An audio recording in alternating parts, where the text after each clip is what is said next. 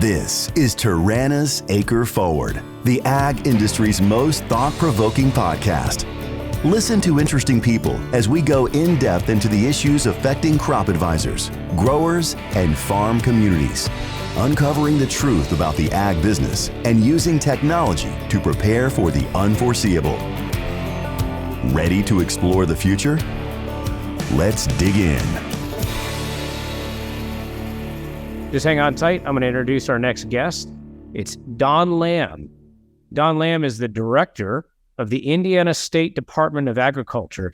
Don, welcome to our show today. I'd like to introduce you to our listeners and have a discussion with you about what's happening in ag in Indiana. How are you today? I'm good. Thank you for having me on. Absolutely. So you're the director of the Indiana State Department of Agriculture. Can you share with us a little bit, what is that? What does that mean? A lot of states have what secretaries of ag. Is that a similar role, or share with us what's your remit? What's it similar to in other states, and what are you focused on? Right. Well, the Indiana State Department of Agriculture is a little bit different than most other states, mostly because we don't have a lot of regulatory part of our job here in Indiana. A lot of that goes with the state chemist office housed out of Purdue. We've got a great relationship with them. They do a great job.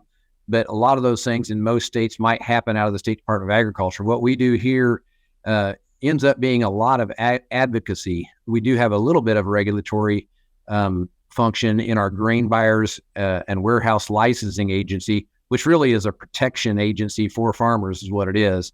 And as far as just knowing that their grain is safe financially in a grain a buyer or warehouse situation. And but other than that, we've got the FFA, and everybody knows about the FFA and what great work it does and the way it teaches young people. We've got an economic development arm, which we can talk about quite a bit today, and how we really want to promote economic development through the agricultural space in Indiana. And then we've got a soil and water conservation division, which we have about 35 people across our state working on clean water and conserving soil. And then we've got a policy team that keeps an eye on what's happening at the State House. So there's a lot of good things going on here. And a lot of it is really, like I say, just being a good advocate and a cheerleader for agriculture. That's amazing. So I heard you've got advocacy, you have economic development, stewardship of our resources and where we go, and then policy that can help Hoosiers and Indiana farmers do what's right and do what's best. So that's a big role. There's a lot there. As we get to know each other here, tell us a little bit about your background. So who is Don Lamb, and how did you arrive at this point where you have this responsibility as the director here in Indiana? Well, I appreciate you asking me that question, and I know you know the answer. I do. Mike and I, we do go back a little ways. We actually probably go back to very early on when you were in Indiana, and kind of the story of Taranis is kind of near and dear to my heart, honestly. But I'm a farmer from Lebanon, and I've really been in this role as the director of agriculture since March 13th. So I still, yes, I'm new. I definitely have crossed over the timeline where I can't use that as an excuse anymore. Right. And I'm really anxious now, and I feel like we're starting to get some traction, and I'm starting to know what to do day by day. But I really am a farmer, grain farmer. My dad was a first generation farmer, and I farmed with my brother and his boys. And I've got a daughter that's now working on the farm. And like I say, grain farm. Try to stick with some specialty crops there in Boone County. We've got some great markets for waxy corn, popcorn, seed soybeans, things like that. So we do quite a bit on the specialty market side. And I still would consider myself a farmer, but this is a full-time job, and I'm 100% committed here, and I try to keep my foot in the farm where I can, and I still live right there at the farm. So it's a blessing to only be 40 minutes away from my work, and so that's kind of where I'm at. I've got a wife and 4 daughters, and so two girls that are married, one getting married, and one just graduated college. So I'm getting up towards that empty nesting stage of life. I don't understand that. I'm on the other end of it with 5 years and a son, and just starting into the college journey. But I do have 5 teenage daughters, all at the same time now. So We share some of those things in common. I do know that so you've been farming a long time. You have a lot of connections with Boone County, Purdue, and you also have a nonprofit AgriStorage that you've done since about 2012. What is the goal of that nonprofit, if you don't mind? Yeah, the nonprofit is, like I said, it's called AgriStewards, and it really was just something that God started. I don't think we had a strategy to get it started. But he did, and it's just been a blessing to watch it grow. And the idea of that is really to teach subsistence farmers across the world how to take better care of their soil. And we teach a curriculum called Farming God's Way, which really just teaches a lot of the basics of soil care, just from a different perspective. We're not trying to trying to westernize or trying to mechanize agriculture, but if you're teaching a person that's farming a half an acre to an acre that is their primary food source, it's really important to them. And if you can, in a lot of cases, maybe double their production just by some simple agronomic techniques you can teach them, it's really valuable. So it's been great to watch that happen. AgriStewards has been in about 30 different countries now, and just kind of all over. And Brian Smith is the leader of that for us, and he spends about 60-70% of his time doing AgriStewards work, and then the rest he spends on our farm. That's an amazing effort, and it's a privilege that you get to see farming and agriculture and the way people handle that in different markets around the world. So when you look at Indiana and you think about your role and you think about your global perspective, what is there something that stands out to you with all the time you've had looking at things around the world when you look at agriculture in Indiana? Yeah, well, it is interesting, and I don't say this just because I'm talking to a Taranis guy, but I went to Uganda in February and helped with some of this as far as teaching farmers to farm with a hoe, and help them do that better. And I get back that next week, and we're talking to your Taranis representatives, and we're thinking about using drones on our farm to identify weeds and tell us what our stand count is in our corn and soybean fields. And you just think about that perspective is it just kind of blows me away, to be honest, that what we do is as simple as using a hoe and putting a seed in the ground with the right inputs. And that's worldwide. That's what it is. That's what it's about. But then when we see technology come together like what Taranis offers, and you can see that taken out over large acres and still done, with a lot of good intensity, then that's really where the technology pays off. And in so many ways, we're doing exactly the same thing with a hoe, with specifics in planting that crop, as what we're able to do with a 24-row corn planter and a drone to help monitor how that plant is doing. So the perspective is incredible right now across the world and what's happening. It's amazing how quickly these things change. So yeah, we do know each other. So Taranis has been around since 2016, but there's a lot of technologies that get developed over time. And so, the artificial intelligence, which is probably a loaded word these days, was developed to just understand what was in the imagery. They build these databases, but, I think we formally met in 2020 is when I joined the company. And that was still a time, it wasn't until 2021 that the off-the-shelf optics, drones, energy, battery power, the ability to acquire this and leverage the AI and do things at scale. So for people listening who don't know what this is, you've seen drones before, we're talking about using a hoe or simple technology. A lot of technologies, the constellation of them come together at a point in time where you can actually make it economically feasible to have game tape on your acre to really, I try to keep things simple. You can ring doorbell your farm or FaceTime your fields. And really up until now, we couldn't know this is what the planter thought it did.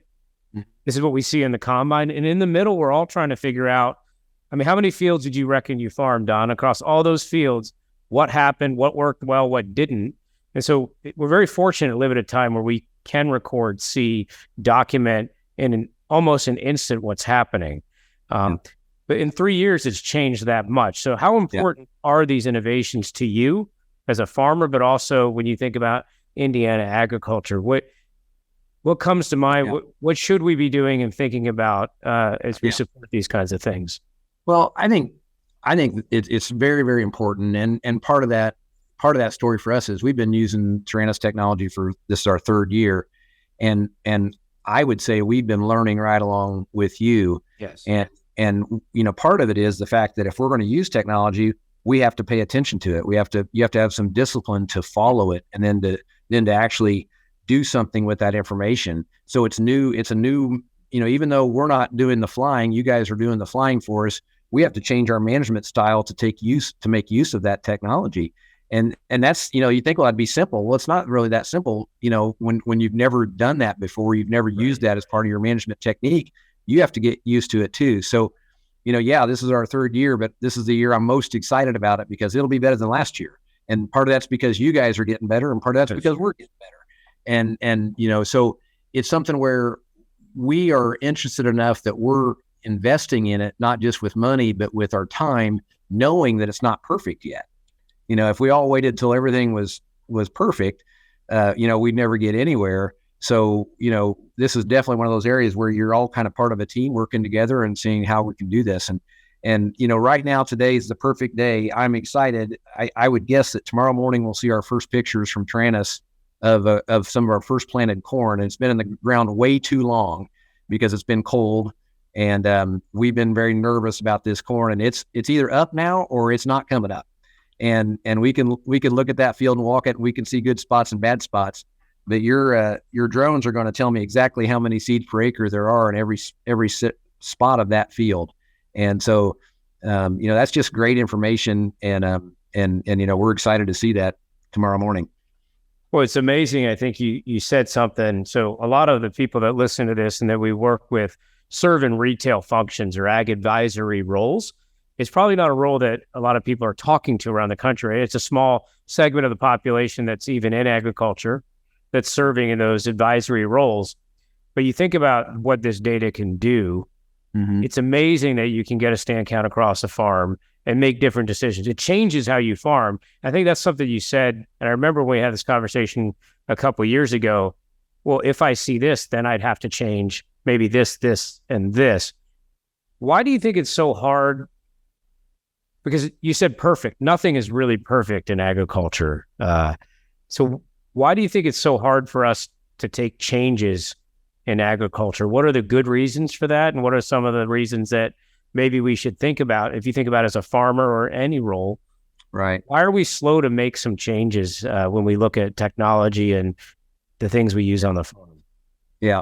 I think part of the reason when I think about grain farming the way we do it, it's this biological process, agronomic process that's happening, and there's a thousand different things that can happen to that plant to affect what happens. And so much of the time it's just weather. If things don't work out right, we know why. Well, the weather wasn't quite right. And so I think part of the reason that we're slow to change is we've tried a lot of different things, and it's really hard now to find one thing that makes this big difference that you can say, oh, this was definitely worth it. This year, this was really worth it. We could really see the difference. And my dad always talked about farming being part art and part science. Okay. And, the science part you can see and you can put together. But the art part is the part where you know that even if something didn't make a big difference this year, that it's still the right thing to do. That this is going to make a difference over time. So it's hard to make those changes because it's not something you can point at and say, right here, this definitely is going to make a big difference. That's a little different when you start talking about some of the other work we're doing across the world. A lot of those places are in stages where, yes, there's some things that make a huge difference. If you try to replant a hybrid corn because you think it's going to grow the next year, you're not going to get much. And you'd be surprised how many places around the world will replant a hybrid corn that was given to them to grow. And so they need to be using open pollinated corn. So if they're going to save that seed and replant it, that's where a lot of the world is still at. And yet here we are trying to make minuscule changes to go from 230 bushels per acre to 233, so it's just a different mindset. Well, I think there's a lot of wisdom that's handed down that sometimes we don't always document. And then there's what the heart knows or what we know, but we haven't been able to put into words or language. And being careful when you have the kind of risks that you have in farming is the right thing to do. So I think being able to afford to see and understand the little changes and how they can impact 3, 4, 5 bushel, 10 bushel. But mistakes cost you a lot more than that, than the incremental gains, right? And I think as people, we're trained to see what's wrong. So I know this, right? We have millions of acres that come in, they're digitized. And what does our system do? It counts things, but it also finds the weeds, it finds the disease, but it finds what's wrong. But I think the inverse is maybe sometimes more valuable, is what did you do right? What was working, right? So I think we, as human beings, sometimes we have trouble focusing on what went right. And that's probably even true in farming, I'd say, Don. Oh yeah. No, I think you're exactly right in that we definitely get focused on what's wrong, and we're fixers. Farmers want to fix something. So if things look great, we're proud of it, but we turn our back and move on. Oh, that looks good. Let's go fix something. And so that's just kind of the way the nature of a farmer is, I think. Well, I'm looking forward to seeing what is going right on your farm as we get these missions knocked down and we track it through the year. And I'm sure we'll be able to talk about that. Again, it's May 11th. So we're a bit early for a lot of these discussions. We're getting ready to get ready, but fixing to grow a lot of corn, a lot of beans. What else are you getting ready for? So you mentioned something on economic development in your role, and I know that's a passion of yours in some of your previous roles, Boone County, also some of the work you've done with Purdue. What do you think about, Don, with economic development, your role, Indiana, and where all this comes together in agriculture? Yeah.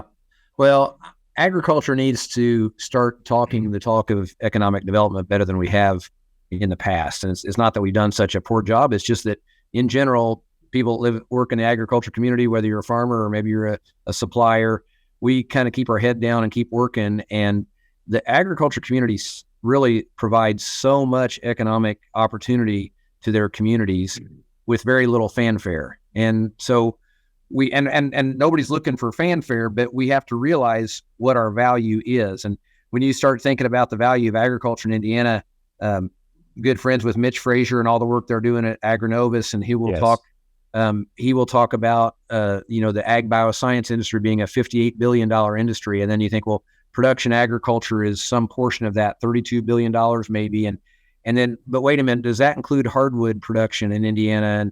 And the hardwood industry is a $10.5 billion industry. It's amazing. And if you take it up, it's amazing. If you take that up through, making cabinetry, if you just harvest hardwood, you're talking about $1.2 billion. The craft brew industry now in Indiana is a $1.2 billion industry, export a lot of that. And so it's a really big part of our economy here in Indiana. And we don't, as most people in agriculture, don't recognize that.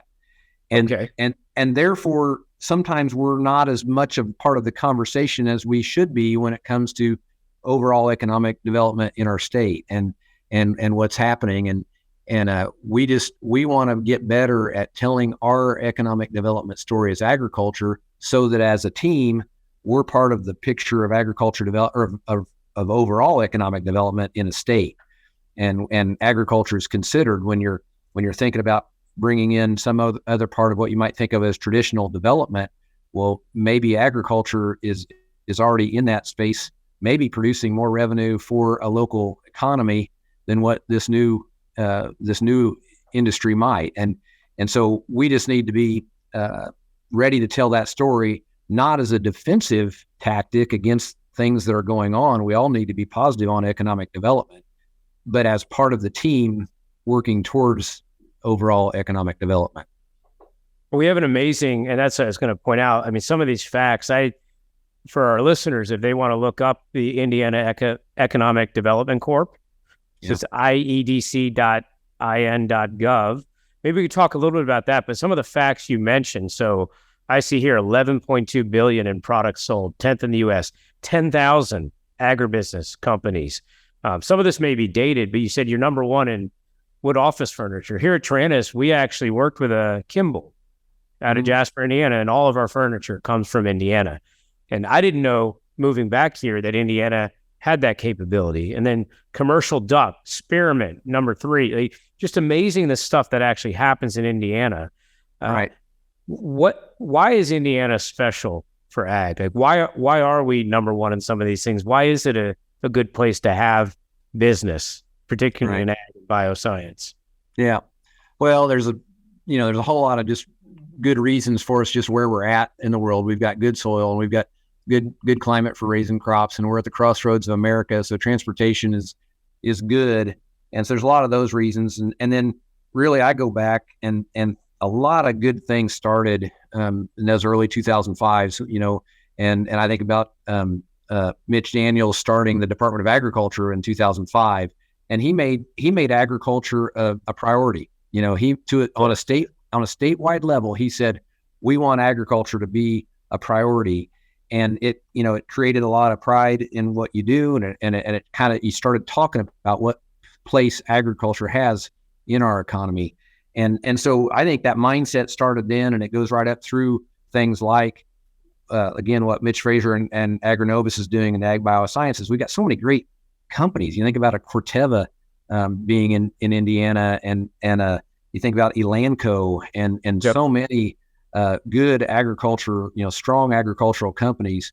And so it's as much a mindset as anything. And then it's this wheel that's rolling. Once you get that wheel rolling, Taranis comes to Indiana too, because you recognize this as a good place to be and a friendly environment for your business. And you came, and because you came, then there's more that ripples after that. And there's a ripple effect of what you're doing. Hopefully our farm makes a little bit more money because of what you do. And if we make a little bit more money, we pour that into our local community, and hopefully our local towns, even if they're a rural town, rural community, has a little better, living because of what's happening, because of what Taranis is doing. And it's just a ripple effect. And that's why Indiana's special, is because we really kind of created that kind of a feeling.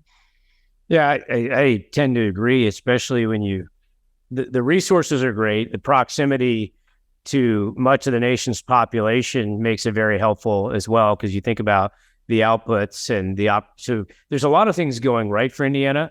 But I will tell you, the economic situation here, being in business, finding good talent across multiple disciplines, and being able to affordably build a business and create that value with partners, I think Indiana is a special place, and there's not many that can compete along those ag and biotech sectors, right? And Right. I think Purdue's a big part of that story, but we have other great universities here as well that are bringing technologies and people to bear in addition to the industry. So it's a really great place. So when you think about what you're doing now, what are the top economic development initiatives or ideas or concepts that you're working with now, Don? Yeah. Well, you want to be involved in all the big ideas. That's one thing we have to keep ourselves engaged in the big opportunities that we know are coming, if it has to do with agriculture specifically. And then here in our at ISDA, we've got programs like Indiana Grown, which is a program where people that, if you think mostly farmer market type opportunities to sell their products.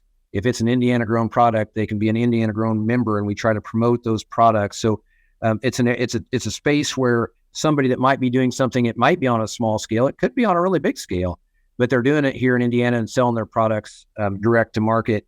And, that's a big part of economic development. When you think about us sharing office space with the Office of Community and Rural Affairs, which deals a lot with small towns. And I think about, in my county of Boone County, I think about a Thorntown that's important to our community. It's a smaller town. And what does that community need? And how can agriculture help provide something for that community? If there's a farmer's market there, a lot of times we grain farmers, we commercial farmers, we may not think too much about going in and supporting the local farmers market, but that's part of why your community is attractive to people. So if we want to attract workforce, and a good workforce for our ag businesses, part of that is the fact we've got a small town that's really attractive that people would consider living near because it's got these amenities that they appreciate. And we have to recognize that it's all a teamwork that goes together. So agriculture needs to be focused not only on what's happening on their production, but what's happening in their communities and their towns. Yeah, I think we think about that a lot because while we're in agriculture, we use technology. We're changing the kinds of jobs that you can have in rural America. It's a very small percentage of the population that lives in a rural area that supports farming, that has ag knowledge. But as this technology is coming in, it's creating new jobs for people who want to pilot and operate drones, repair equipment, do robotics. So I think the world's changing, but I think it's really important that as an ag community, just what you said, that we think about the impact of our businesses and how they come together to create environments that do create economic prosperity. Yeah. So when you look at that, how's Indiana doing on that front so far? When you look around the landscape, where are we doing this right? And where are some areas where you think we need to look a little differently and make some progress? Right.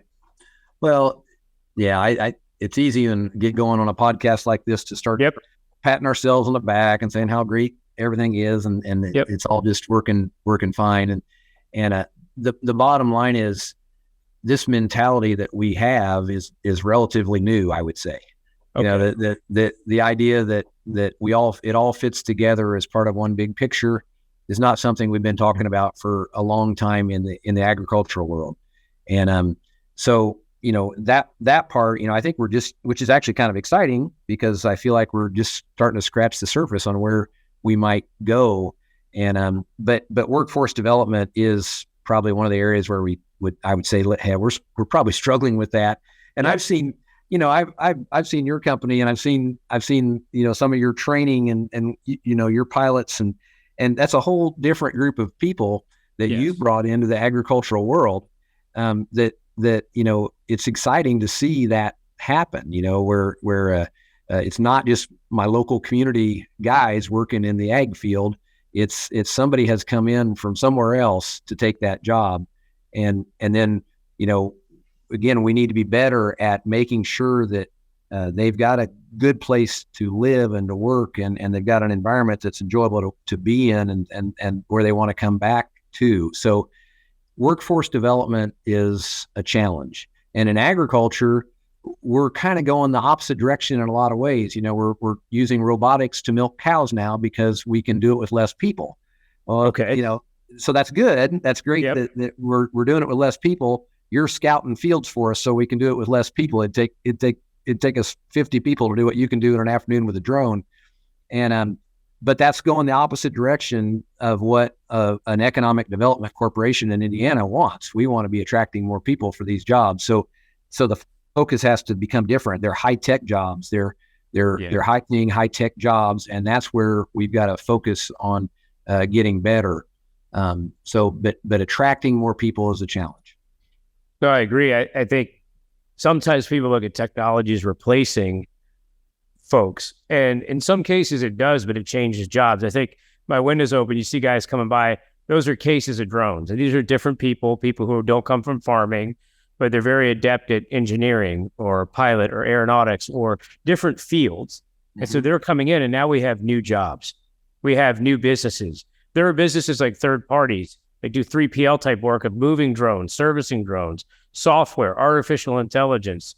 So the world is really, really changing. But what's funny about this is I think it's moving tech jobs into rural America, where jobs were kind of hard to come by, and labor's been harder and harder to come by. So I think there's some positive trends, but we have to make the right decisions to fully maximize it. Yeah, totally agree with everything you said. That's an area that I would say for your listeners, when you look at your communities, look where you live, and think about why people would want to live and work in your community, and then work towards making it a little bit better. And you can only do that within your remit, right? So if you're operating at a retail location and you're hiring, you need to make decisions that have like technology like ours and others that make it a good place to work and invest in your people so you can grow and your farmers can grow. If you're a farmer, you got to be a good neighbor, right? And think about what you're doing and in that way. But it's pretty complicated. So you've had experience doing that in Boone County, right? So what are some of the things that you and the groups that you worked with did in Boone County to achieve some of these goals and make it a better place, to attract business, to make it a better place to live? Right. Well, one thing, I think you always have to think about giving back. And there's one place in our community that gives back a lot is called Love Inc., Love in the Name of Christ. And the farming community came together several years ago and started growing a field of soybeans where the farm community would come together and plant it and take care of all the expenses of raising that crop, and then get 10 or 12 combines together in the fall and harvest it and have a lunch together and just kind of have a fun day early in the fall. And then all the proceeds would go to Love Inc., who was helping people find places to live and taking care of people who really were just having a tough time in life. And so that's one example where there's always going to be a need for to help people. And there's usually an organization in every county, every community that's trying to do that. And agriculture can pick up the pieces in something like that and really help.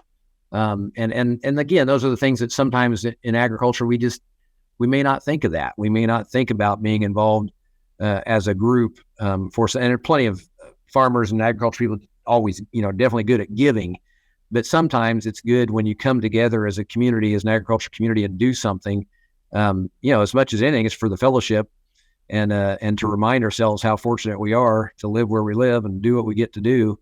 And then a lot of good can come out of that. So that's one example that I think of in Boone County. And, and then there's things like in Boone County, you've got such a strong 4-H program and FFA program. So the youth in Boone County, for me, again, just looking in my backyard, is a real strength.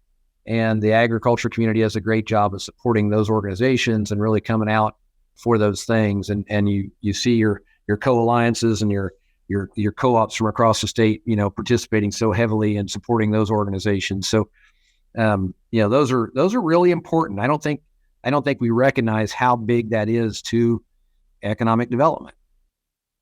No, there's a lot there. We're going to put in our show notes some of the links, looking at loveincbc.org and understanding how communities came together, and then all the partner churches and everybody coming together to basically make it a better place to live and show gratitude just to be able to do the things we do.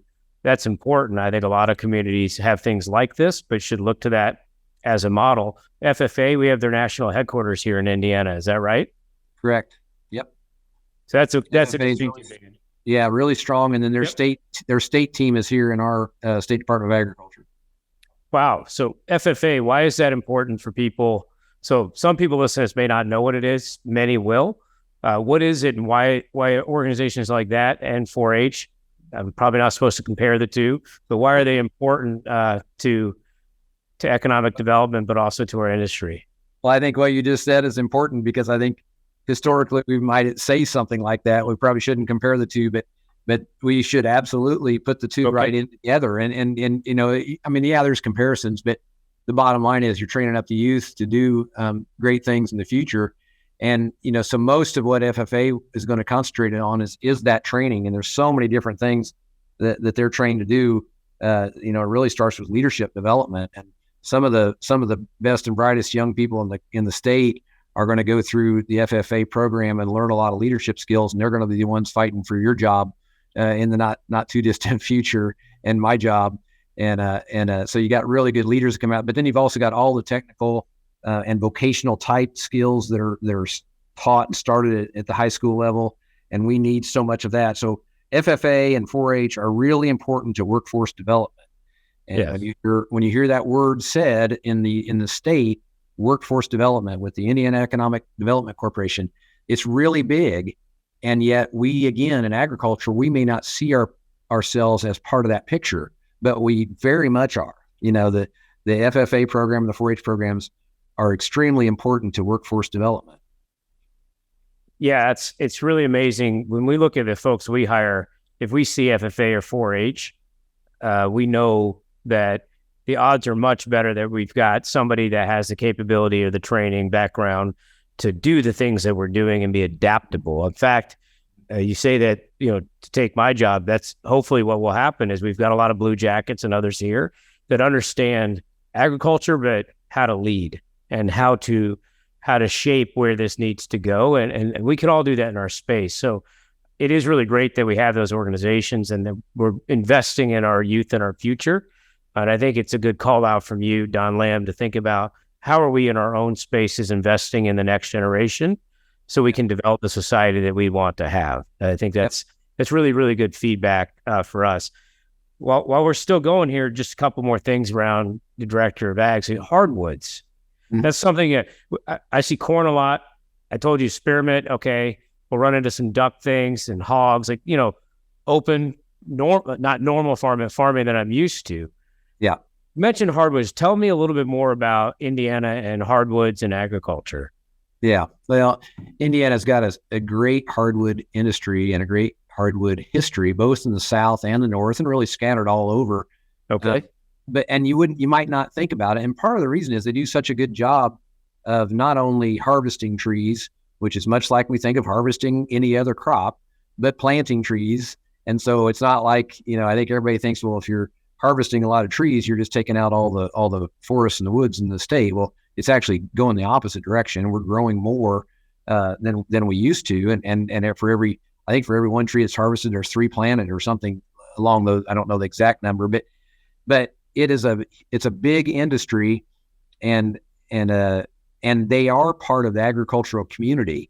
And that's one thing I'd say has been a goal of ours here just in the last, let's say 10 years, is to make sure that we do include hardwoods in agriculture, and hardwoods want to be a part of agriculture, and that we want to work together. I went on a tour 2 days ago, went up to Coomers in Frankfurt, saw their operation, went over to Hollingsworth Lumber at Rushville, Indiana, and saw what they do, completely different than Coomers, but just super successful both places, and went up to Cole Hardwoods in Logansport and IDI, which does more furniture parts out of the hardwood industry. And it's huge. And then the other part of that is Cole Hardwoods, for example, is a company that has modeled that giving back to their community better than many I've seen anywhere. They really have given to that Logansport community, and they're a staple there because they've done a good job of giving back. So I'm just super impressed with the hardwood industry in Indiana. It's absolutely amazing. And you just name checked one of my neighbors, the Hollingworth Lumber Company there in Rushville. But, I was looking when you brought it up and preparing for our conversation today, even the interactive map that your websites have and where the hardwood industry is and all the jobs that we have in the state. I didn't realize how pervasive how it touched almost every part of Indiana. It's something like 10 billion and 70,000 jobs. Is that correct? Yeah, that's right. $10.5 billion of income, and 70,000 jobs in the hardwood industry. And I mean, who'd have thought that? It's just a very well kept secret. Well, I think for the younger folks thinking about what am I going to do for a career, and I like agriculture, and maybe I like Purdue or these other schools, I think knowing that this industry is out there and what it can do is pretty important. So, I'm learning something just having this conversation with you, Don, and preparing for this. I didn't realize how important that was to Indiana. So it's really good to see that. Are there any other technologies or things around ag that you think people should know more about while we're still having a discussion here about Indiana and agriculture today, Don? Oh, that's a great question. I'm thinking the first thing that popped in my mind when I think about technology is that, I first think about equipment and things like that. But I think more than anything else right now, when I think about the biological world and the ag biosciences and what's coming down the pipe in that part of technology, there are so many different things that we're learning about now, and we're starting to use products that can be beneficial to our crops. And really, when you think about the whole cycle of the soil and a plant and a human health, that whole world is really spinning now, and that's probably going to be the most exciting area to look at when they think about new technology that really could have a positive impact on people. I think that's really great. So, Don, I want to say thank you, and I think there's more that we're going to get into as we look at your farm and see what you'd like to share as we understand the insights and what's going on. I'm going to do a little bit of thinking about all the things that you have in your remit and what it means. And I've got some questions from folks already on this that I want to go through and understand. So we're going to definitely have you back on our AcreForward podcast. But before we go, I just want to see if there's anything else you wanted to share or say to our listeners before we do our outro here.